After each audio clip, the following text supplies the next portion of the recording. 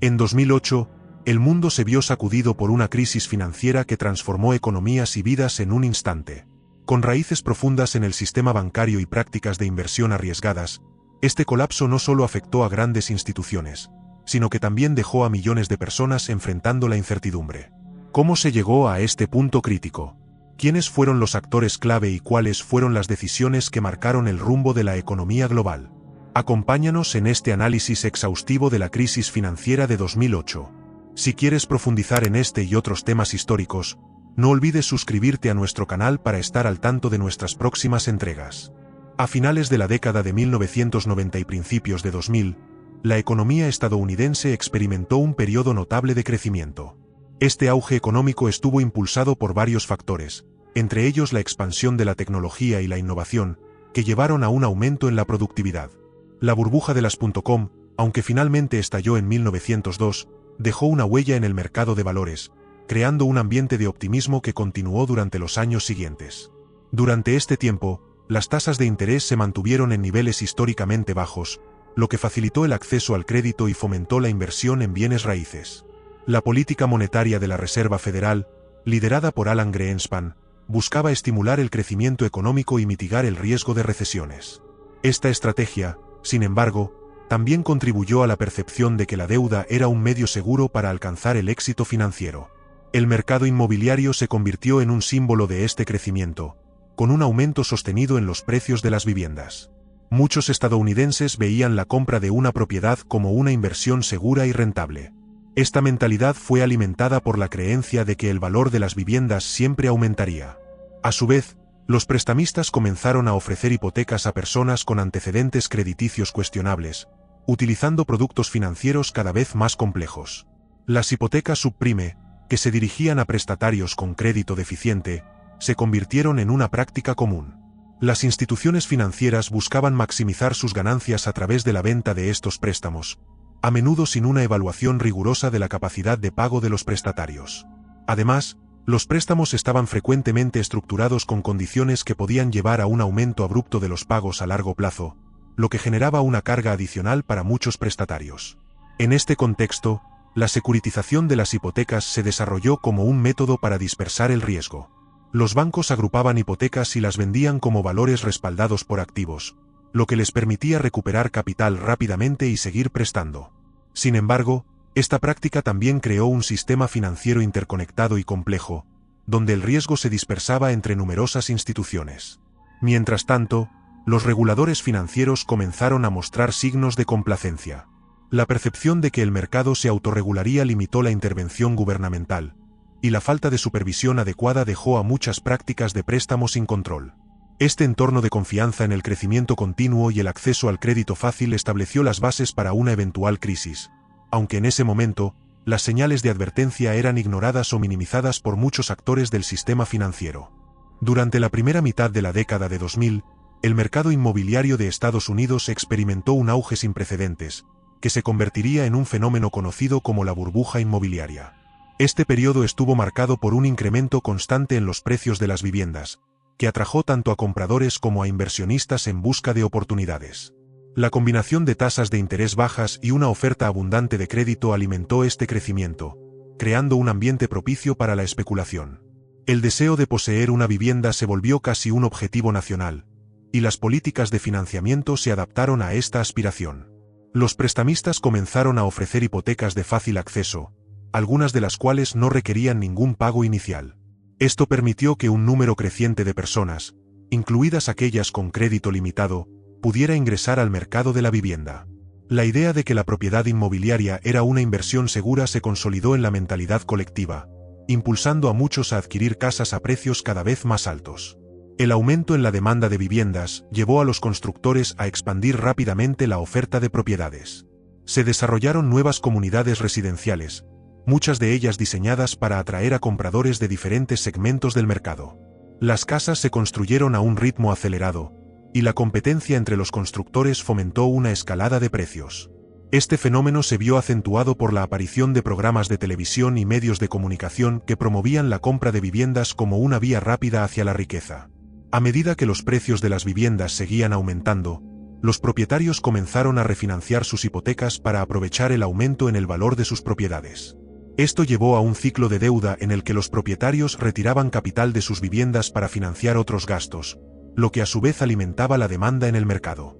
La noción de que los precios de las viviendas seguirían subiendo a perpetuidad se convirtió en un pilar fundamental de la economía inmobiliaria.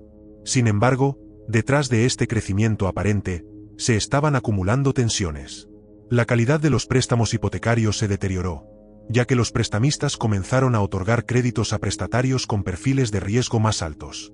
A medida que se incrementaban las tasas de interés, muchos de estos prestatarios se encontraron incapaces de cumplir con sus obligaciones, lo que planteó cuestionamientos sobre la sostenibilidad del mercado inmobiliario. En 2002, la burbuja comenzó a mostrar signos de debilidad. Los precios de las viviendas, que habían alcanzado niveles récord, empezaron a estabilizarse y luego a caer. Esta desaceleración fue un indicativo de que el modelo de crecimiento basado en la especulación y el acceso fácil al crédito estaba llegando a su fin. Las primeras señales de una crisis inminente comenzaron a emerger en el horizonte, aunque muchos en el sector, tanto propietarios como prestamistas, seguían aferrándose a la creencia de que el mercado se recuperaría. A medida que el mercado inmobiliario estadounidense continuaba su ascenso durante la primera mitad de la década de 2000, las hipotecas subprime emergieron como una característica central de este fenómeno. Estas hipotecas estaban diseñadas para prestatarios con historiales crediticios deficientes, quienes tradicionalmente habrían tenido dificultades para obtener financiamiento en condiciones convencionales. Atraídos por la posibilidad de convertirse en propietarios, muchos de estos prestatarios tomaron decisiones financieras que, en retrospectiva, resultarían arriesgadas. Los prestamistas, incentivados por un entorno de bajas tasas de interés y una creciente demanda de vivienda, comenzaron a ofrecer hipotecas subprime con términos que incluían tasas de interés iniciales bajas, seguidas de incrementos significativos tras un periodo promocional. Esta estructura permitió a los prestatarios acceder a viviendas que, de otro modo, no habrían podido permitirse. Sin embargo, muchos no estaban plenamente conscientes de las implicaciones a largo plazo de estas condiciones, incluyendo el potencial aumento de sus pagos mensuales. El auge de estas hipotecas fue respaldado por una amplia gama de instituciones financieras, que veían en ellas una oportunidad para maximizar sus beneficios. Muchos bancos y entidades de crédito comenzaron a otorgar préstamos sin realizar un análisis exhaustivo de la capacidad de pago de los prestatarios. Este enfoque facilitó la expansión del mercado de hipotecas subprime, a la vez que generó preocupaciones sobre la sostenibilidad del sistema. A medida que más prestatarios ingresaban al mercado a través de hipotecas subprime, el valor de las viviendas siguió aumentando, alimentando la percepción de que las inversiones en bienes raíces eran seguras y rentables. Las agencias de calificación crediticia jugaron un papel crucial en este proceso, otorgando calificaciones positivas a los valores respaldados por hipotecas subprime. Esto llevó a una mayor inversión en estos productos financieros, que a menudo se estructuraban en complejos paquetes de activos. Sin embargo, existía un desajuste entre la percepción del riesgo y la realidad del mercado. Muchos analistas y expertos comenzaron a advertir que la calidad de los préstamos hipotecarios estaba disminuyendo, a medida que un número creciente de prestatarios se hallaba en situaciones financieras precarias. La falta de regulación adecuada y la complacencia de los prestamistas llevaron a la proliferación de este tipo de hipotecas, y a medida que los precios de las viviendas comenzaron a estabilizarse, la vulnerabilidad de estos prestatarios se hizo cada vez más evidente. El auge de las hipotecas subprime no solo transformó el paisaje del financiamiento de viviendas, sino que también sentó las bases para una serie de acontecimientos que llevarían a la crisis financiera de 1908. La dependencia de un modelo basado en la expansión del crédito a prestatarios de alto riesgo, combinado con un entorno de especulación, creó una burbuja que, aunque parecía próspera, escondía tensiones subyacentes que pronto se manifestarían de manera dramática en el mercado. A medida que la burbuja inmobiliaria se expandía, el sector financiero adoptó una serie de prácticas de riesgo que, en última instancia, contribuirían a la crisis. Estas prácticas, impulsadas por una búsqueda de rentabilidad a corto plazo, comenzaron a permeabilizar todas las capas de la industria financiera, desde los bancos hasta los fondos de inversión. Una de las estrategias más destacadas fue la securitización de hipotecas. Las instituciones financieras agrupaban préstamos hipotecarios, incluidos aquellos subprime de alto riesgo, y los convertían en valores respaldados por activos. Esta práctica permitió a los bancos dispersar el riesgo entre múltiples inversionistas, pero también creó una desconexión entre los prestamistas y los prestatarios. Al vender estos productos financieros, Muchas instituciones ya no tenían un incentivo directo para asegurarse de que los prestatarios pudieran cumplir con sus obligaciones. Esto llevó a una falta de responsabilidad en el otorgamiento de créditos, donde la calidad del préstamo se vio sacrificada en favor de la cantidad. Los productos derivados, como los swaps de incumplimiento crediticio, también proliferaron durante este periodo. Estos instrumentos financieros permitían a los inversionistas protegerse contra el incumplimiento de los préstamos, pero a menudo se comercializaban de manera compleja y opaca. La falta de comprensión sobre estos productos, incluso entre los propios operadores de mercado, generó un entorno de incertidumbre y riesgo. Muchos analistas advertían que la interconexión de estos derivados podía crear un efecto dominó en el sistema financiero. Además, la presión para lograr resultados financieros positivos llevó a las instituciones a adoptar políticas de compensación que fomentaban la toma de riesgos. Los ejecutivos de los bancos y las empresas de inversión eran recompensados por las ganancias a corto plazo, a menudo sin considerar las consecuencias a largo plazo de sus decisiones. Esta cultura de recompensas impulsó a muchos actores del sector a favorecer prácticas arriesgadas en lugar de estrategias más sostenibles. La falta de regulación y supervisión efectiva también desempeñó un papel clave en la proliferación de estas prácticas de riesgo. Aunque algunos organismos reguladores comenzaron a señalar las preocupaciones sobre la calidad de los préstamos y la opacidad de los productos financieros, la respuesta fue insuficiente para abordar los problemas subyacentes. La creencia generalizada de que el mercado se autorregularía llevó a una falta de intervención, lo que permitió que estas prácticas persistieran y se intensificaran. Con el tiempo, las tensiones acumuladas en el sistema financiero comenzaron a manifestarse. La combinación de hipotecas subprime, prácticas de gestión de riesgos deficientes y una cultura empresarial centrada en beneficios inmediatos creó un caldo de cultivo para la inestabilidad. A medida que los primeros signos de problemas en el mercado inmobiliario se volvieron evidentes, la vulnerabilidad de estas prácticas de riesgo se hizo cada vez más clara, sentando las bases para una crisis que tendría repercusiones globales. Las agencias de calificación crediticia desempeñaron un papel crucial en el contexto de la crisis financiera de 2008, influyendo en la forma en que los inversores y las instituciones evaluaban el riesgo asociado a los productos financieros, especialmente aquellos relacionados con hipotecas subprime. Estas agencias, que habían sido consideradas como árbitros de la calidad crediticia, emitían calificaciones que indicaban la probabilidad de incumplimiento de los préstamos y valores respaldados por activos. A medida que la demanda de hipotecas subprime y otros productos derivados aumentaba, las agencias de calificación crediticia comenzaron a otorgar calificaciones elevadas a estos activos, a menudo sin una evaluación adecuada de los riesgos inherentes. La presión para calificar rápidamente una creciente cantidad de productos financieros llevó a una serie de prácticas cuestionables. En muchos casos, las agencias se basaron en modelos matemáticos que no capturaban adecuadamente la complejidad del mercado inmobiliario y la calidad de los préstamos subprime. La falta de transparencia en los procesos de calificación generó preocupaciones sobre la objetividad de estas agencias. Algunos analistas señalaron que el modelo de negocio en el que operaban, que dependía de los ingresos generados por las tarifas pagadas por los propios emisores de los productos, podía crear un conflicto de intereses. Esto significa que las agencias podrían sentirse presionadas a emitir calificaciones más favorables para retener a sus clientes, lo que comprometía la integridad de sus evaluaciones. A medida que los precios de las viviendas comenzaron a caer, la situación se tornó insostenible. Las calificaciones que una vez fueron consideradas como indicadores de seguridad resultaron ser engañosas. Muchos valores respaldados por hipotecas subprime, que habían recibido calificaciones de inversión de grado, empezaron a mostrar tasas de incumplimiento alarmantes. La incapacidad de las agencias para ajustar sus calificaciones a tiempo contribuyó a la pérdida de confianza en el sistema financiero. La crisis expuso la vulnerabilidad del modelo de calificación y generó un intenso escrutinio sobre el papel de estas agencias en el colapso del mercado. A medida que las consecuencias de la crisis se desarrollaban, se hizo evidente que las calificaciones crediticias no solo influían en las decisiones de inversión, sino que también afectaban la estabilidad de todo el sistema financiero. La falta de una regulación adecuada y la necesidad de una mayor transparencia en los procesos de calificación se convirtieron en temas centrales en la discusión sobre cómo evitar crisis similares en el futuro. En este contexto, la percepción del público sobre la confianza en las agencias de calificación cambió drásticamente, dejando un legado de escepticismo que marcaría la regulación del sector financiero en los años siguientes. En septiembre de 2008, Lehman Brothers, uno de los bancos de inversión más grandes e influyentes de Estados Unidos, se declaró en quiebra, marcando un punto de inflexión crítico en la crisis financiera.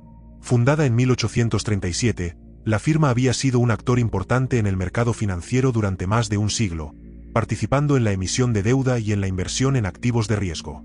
Sin embargo, su colapso fue el resultado de múltiples factores que se habían acumulado a lo largo de los años, particularmente en el contexto de la burbuja inmobiliaria y el aumento de hipotecas subprime.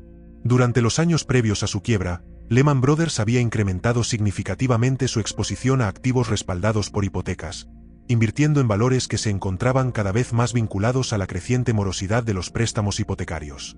A medida que el mercado inmobiliario comenzó a debilitarse, la firma enfrentó pérdidas considerables que erosionaron su capital y su capacidad para operar de manera efectiva. En el verano de 2008, la situación se volvió crítica. La firma intentó obtener financiamiento adicional y buscó la posibilidad de vender activos para fortalecer su balance. Sin embargo, la desconfianza generalizada en el mercado dificultó la obtención de liquidez. Las agencias de calificación crediticia, que anteriormente habían otorgado calificaciones favorables a sus activos, comenzaron a revisar estas calificaciones a la baja, lo que exacerbó la crisis de confianza en la que se encontraba la institución. El 16 de septiembre de 2008, tras semanas de negociaciones fallidas para encontrar un comprador o asegurar un rescate, Lehman Brothers se declaró en quiebra. Este evento fue notable no solo por la magnitud de la firma, sino también porque la decisión del gobierno de Estados Unidos de no intervenir ni rescatar al banco marcó un cambio significativo en la política de rescate financiero. La quiebra de Lehman Brothers provocó un pánico generalizado en los mercados financieros, llevando a una caída en los índices bursátiles y a una crisis de confianza que se extendió rápidamente a otras instituciones. El colapso de Lehman Brothers tuvo repercusiones en todo el sistema financiero global. Muchas instituciones financieras que habían estado interconectadas con Lehman a través de activos respaldados por hipotecas o derivados se encontraron en una situación vulnerable. La incertidumbre y el miedo se apoderaron de los mercados, llevando a una congelación del crédito y a una crisis de liquidez que afectó a empresas y consumidores por igual.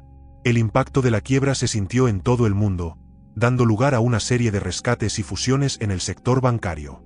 La caída de Lehman Brothers no solo simbolizó el fracaso de una de las instituciones más emblemáticas de Wall Street, sino que también expuso las debilidades inherentes en el sistema financiero y en las prácticas de regulación, generando un debate sobre la necesidad de reformas profundas en la estructura del sector financiero. Tras la quiebra de Lehman Brothers en septiembre de 2008, la reacción del gobierno de Estados Unidos y de la Reserva Federal fue rápida y significativa, reflejando la gravedad de la crisis que se estaba desarrollando. La caída de Lehman provocó un pánico generalizado en los mercados financieros, lo que llevó a una pérdida de confianza que se extendió a otras instituciones y a la economía en general. La Reserva Federal, bajo la dirección de Ben Bernanke, tomó medidas inmediatas para estabilizar el sistema financiero. En un intento de mitigar el impacto de la crisis, la Reserva Federal redujo las tasas de interés a niveles históricamente bajos, buscando facilitar el acceso al crédito y estimular la economía. Esta política de tasas de interés bajas fue acompañada por programas de alivio de liquidez, que permitieron a las instituciones financieras acceder a fondos de emergencia, con el objetivo de restaurar la confianza en el sistema bancario.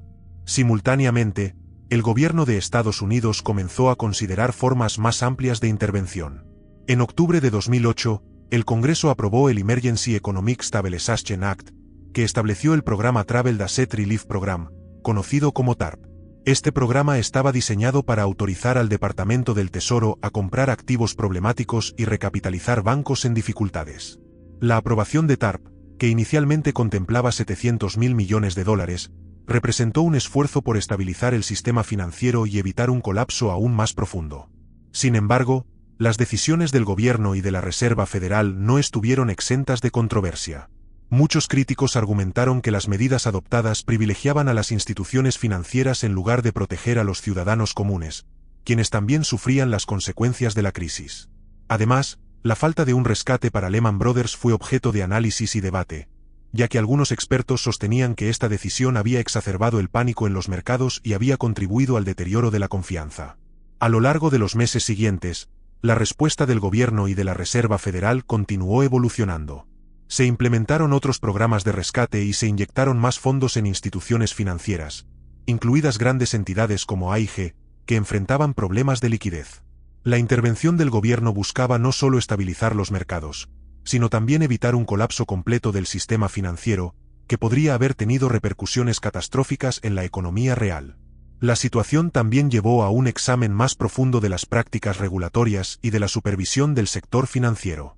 La crisis puso de manifiesto la necesidad de reformas en el sistema de regulación y supervisión, y el gobierno comenzó a trabajar en nuevas leyes y regulaciones destinadas a prevenir una crisis similar en el futuro.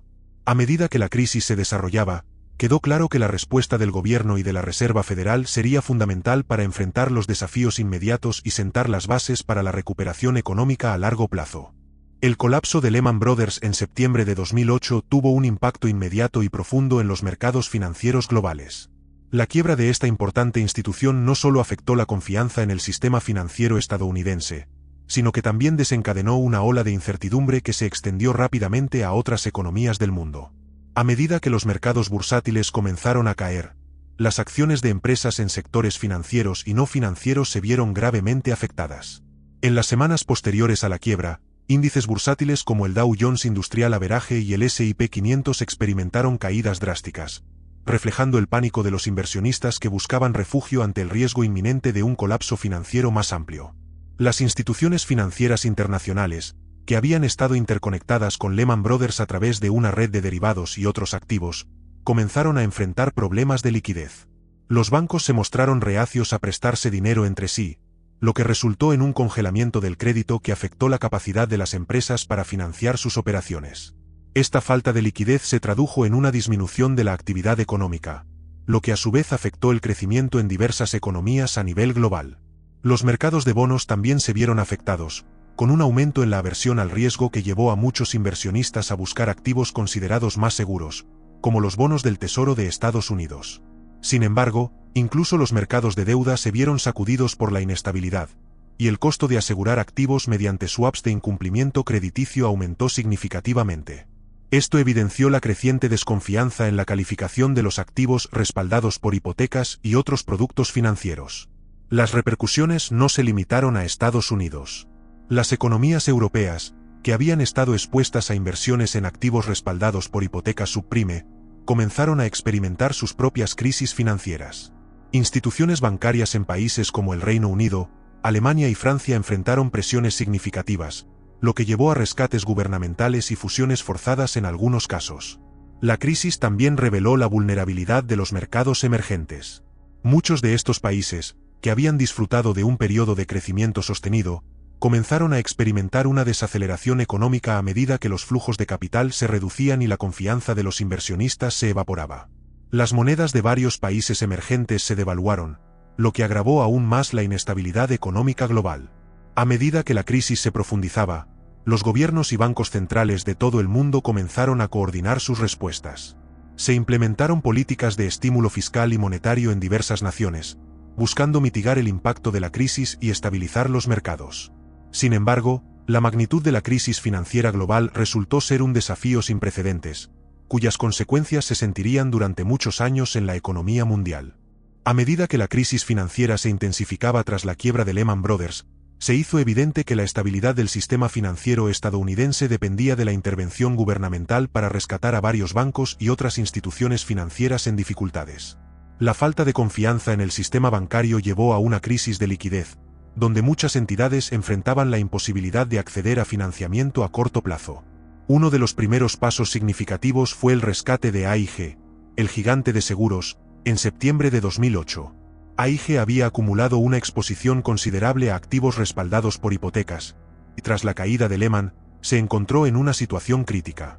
El Departamento del Tesoro y la Reserva Federal intervinieron, proporcionando un paquete de rescate que pronto ascendería a más de $80.000 millones, con el objetivo de evitar un colapso que podría tener repercusiones devastadoras en el sistema financiero global. A lo largo de los meses siguientes, el gobierno de Estados Unidos también comenzó a implementar el programa TARP, que permitía al Tesoro comprar activos problemáticos de los bancos, con el fin de recapitalizarlos y restaurar la confianza del mercado.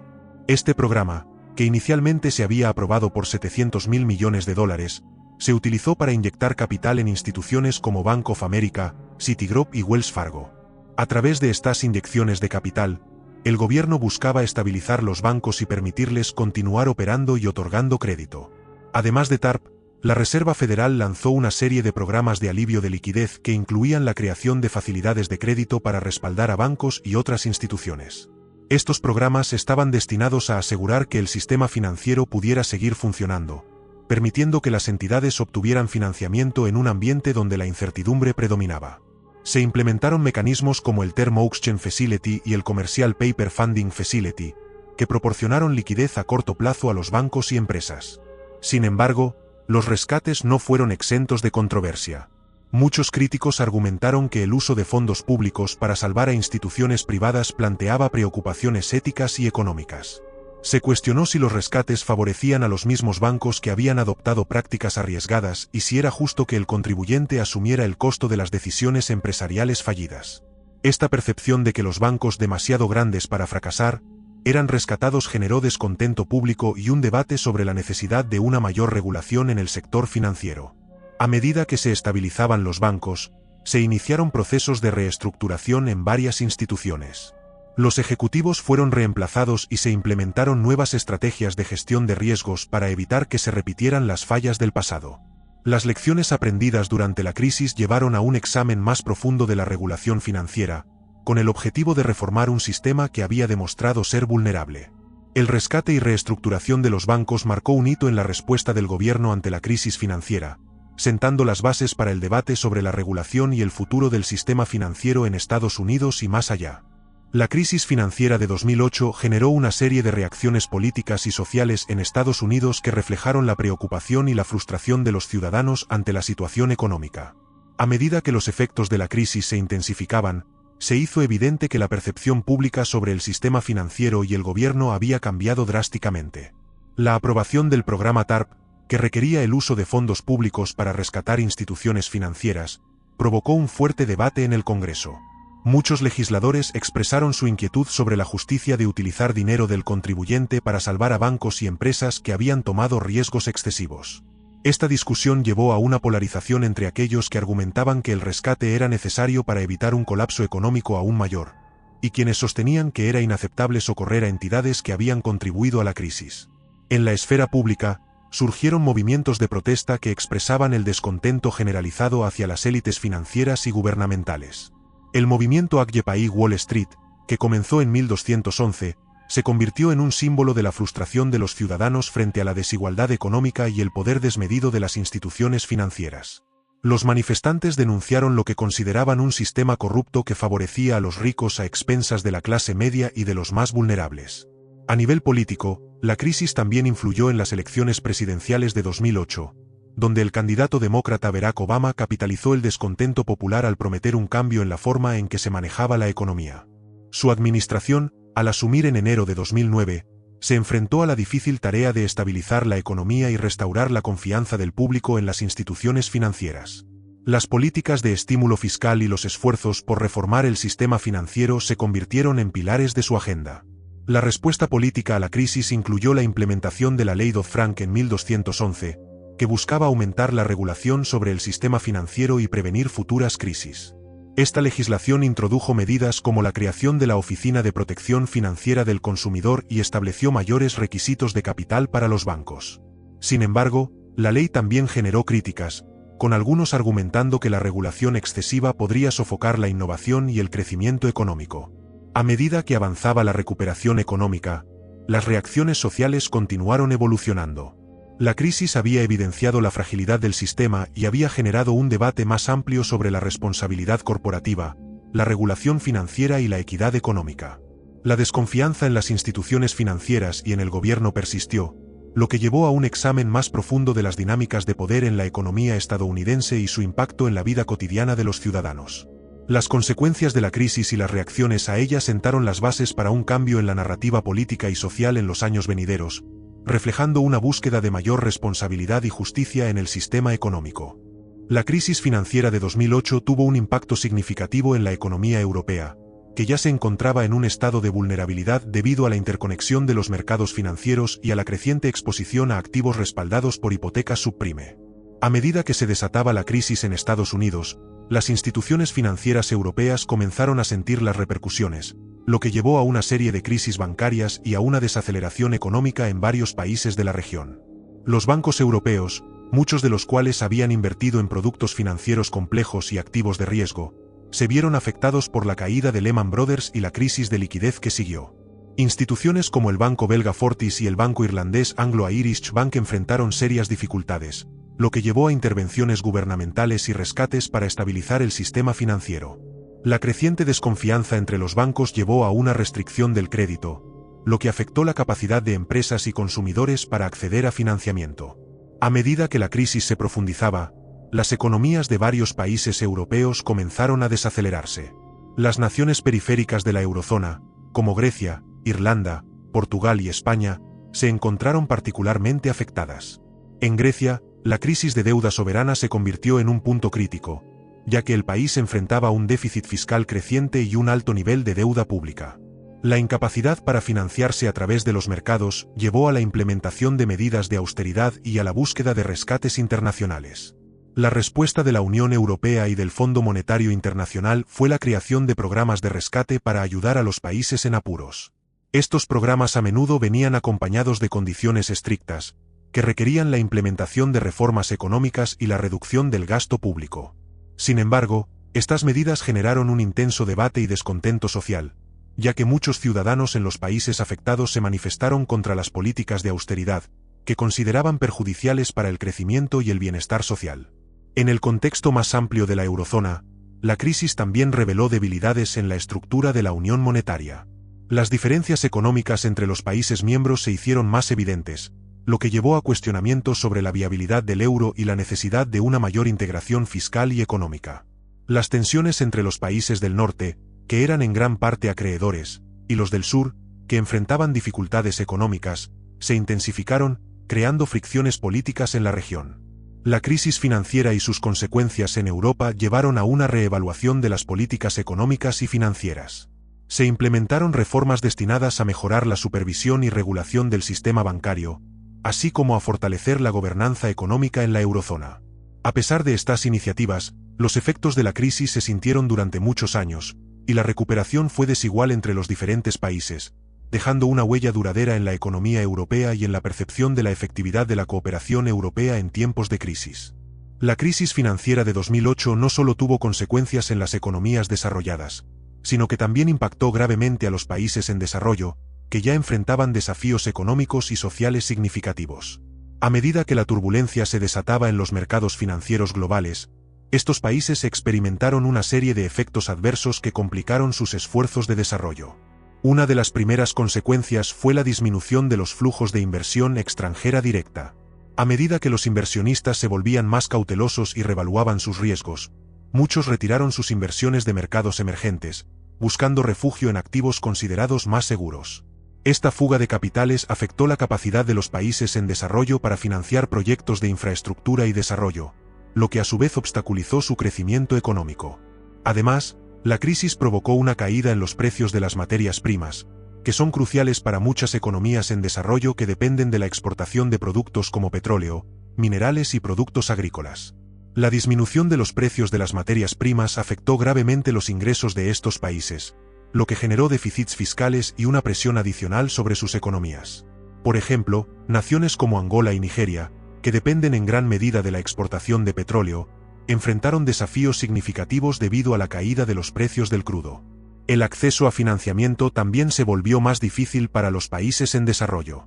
Las instituciones financieras internacionales, que a menudo proporcionan apoyo durante periodos de crisis, se vieron abrumadas por la magnitud de la situación global. Esto generó incertidumbre sobre la capacidad de los países en desarrollo para mantener sus programas de desarrollo social y económico.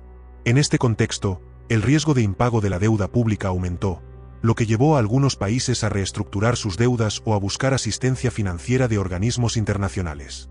A nivel social, los efectos de la crisis comenzaron a manifestarse en un aumento del desempleo y la pobreza en muchas de estas naciones. La reducción de la inversión y el comercio, junto con la caída de los ingresos por exportaciones, impactó negativamente en el empleo, especialmente en sectores vulnerables como la agricultura y la manufactura. Esto provocó un aumento de la desigualdad y un retroceso en los avances logrados en materia de desarrollo humano. Ante esta situación, varios países en desarrollo comenzaron a implementar políticas de ajuste para hacer frente a la crisis. Estas políticas a menudo incluían recortes en el gasto público y medidas de austeridad, que, aunque buscaban estabilizar las economías, también generaron descontento social. Las protestas y los movimientos sociales se intensificaron en varias naciones, a medida que los ciudadanos exigían una mayor protección y apoyo del gobierno durante tiempos difíciles. La crisis de 2008 reveló la interconexión de la economía global y cómo las perturbaciones en un sector pueden tener efectos de gran alcance en otros. Para muchos países en desarrollo, la experiencia de la crisis subrayó la importancia de diversificar sus economías y reducir la dependencia de los mercados financieros globales, así como la necesidad de fortalecer sus sistemas económicos para hacer frente a futuras crisis. Las lecciones aprendidas durante este periodo sentaron las bases para una reevaluación de las estrategias de desarrollo en el contexto de una economía mundial cada vez más volátil. La crisis financiera de 2008 llevó a un escrutinio exhaustivo de las prácticas regulatorias en el sector financiero y a una demanda generalizada de reformas significativas. A medida que se revelaban las debilidades del sistema, tanto en Estados Unidos como en el resto del mundo, se hizo evidente la necesidad de establecer un marco regulatorio más sólido para prevenir que una crisis similar se repitiera en el futuro. En Estados Unidos, la respuesta legislativa más notable fue la aprobación de la Ley Dodd-Frank de reforma de Wall Street y protección al consumidor en 1211. Esta legislación buscó abordar una serie de cuestiones que habían contribuido a la crisis, introduciendo reformas en áreas clave del sistema financiero.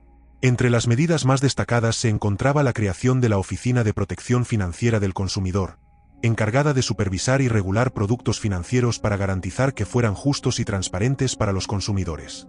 La ley Dodd-Frank también impuso requisitos más estrictos de capital y liquidez para los bancos, con el fin de fortalecer su resiliencia ante futuras crisis.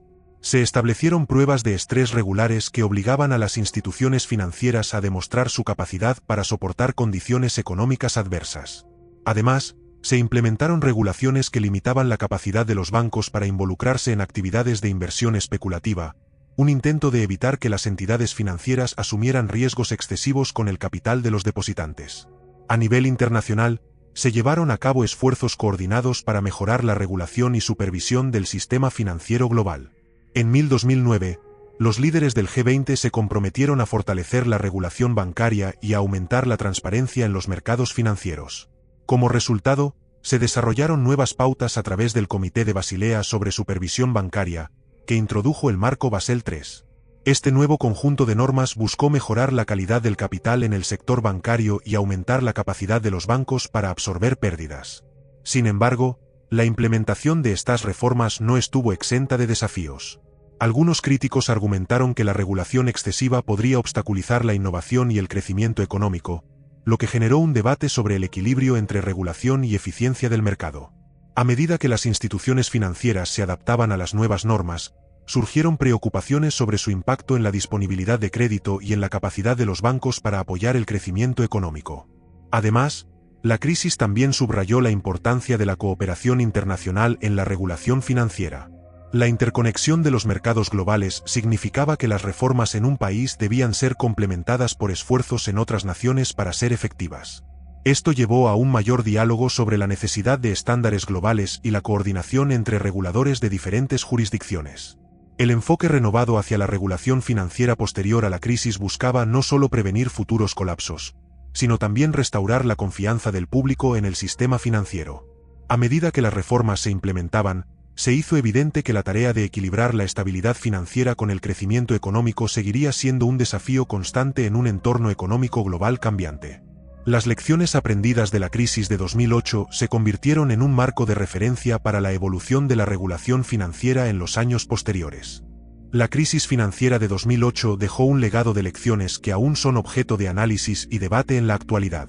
Estas lecciones abarcan tanto el ámbito de la regulación financiera como la comprensión de los riesgos inherentes al sistema económico global, y han influido en la forma en que se abordan las políticas económicas y financieras en el presente. Una de las lecciones más destacadas es la importancia de la regulación y supervisión adecuada del sector financiero. La crisis puso de manifiesto cómo la falta de supervisión efectiva y la complacencia ante prácticas de riesgo podían llevar a consecuencias devastadoras. Muchos expertos coinciden en que una regulación adecuada es esencial para proteger la estabilidad del sistema financiero, lo que ha llevado a un renovado interés en la supervisión de las instituciones financieras y en la necesidad de adaptarse a un entorno en constante cambio. Al mismo tiempo, la crisis subrayó la interconexión de los mercados globales y cómo los problemas en un país pueden tener efectos en cascada en otros. Esta interdependencia ha llevado a un debate sobre la necesidad de una mayor cooperación internacional en la regulación financiera. Los esfuerzos para establecer estándares globales y fomentar el diálogo entre reguladores de diferentes jurisdicciones se han intensificado, con el objetivo de crear un sistema financiero más resistente y menos susceptible a crisis futuras. Otro aspecto importante que emergió de la crisis es la necesidad de considerar el comportamiento humano y la psicología del mercado. La crisis de 2008 demostró que la toma de decisiones en los mercados no siempre se basa en una evaluación racional del riesgo, sino que a menudo está influenciada por factores emocionales y de comportamiento. Esto ha llevado a un mayor interés por parte de académicos y reguladores en el estudio de la economía del comportamiento y su impacto en la estabilidad financiera. Sin embargo, el debate sobre la regulación y la supervisión continúa. Algunos críticos argumentan que las reformas implementadas tras la crisis han sido insuficientes o que han impuesto cargas excesivas a las instituciones financieras, limitando su capacidad para fomentar el crecimiento económico. La tensión entre la necesidad de una regulación efectiva y el deseo de promover la innovación y la competitividad en el sector financiero sigue siendo un tema candente. Además, la crisis ha generado un enfoque renovado en la responsabilidad corporativa y en la necesidad de que las instituciones financieras tomen decisiones más éticas y sostenibles. La presión por parte de los consumidores y la sociedad civil ha llevado a muchas empresas a reconsiderar sus prácticas y a adoptar un enfoque más centrado en el bienestar social y ambiental. A medida que el mundo navega por los desafíos económicos actuales y futuros, las lecciones aprendidas de la crisis de 2008 continúan moldeando las discusiones sobre la regulación financiera, la cooperación internacional y la sostenibilidad del sistema económico. Los debates que surgieron en respuesta a la crisis no solo han influido en la política económica, sino que también han tenido un impacto en la forma en que se perciben y se gestionan los riesgos en el sistema financiero global. La crisis financiera global de 2008 marcó un hito significativo en la historia económica, cuyas repercusiones se sienten aún en la actualidad.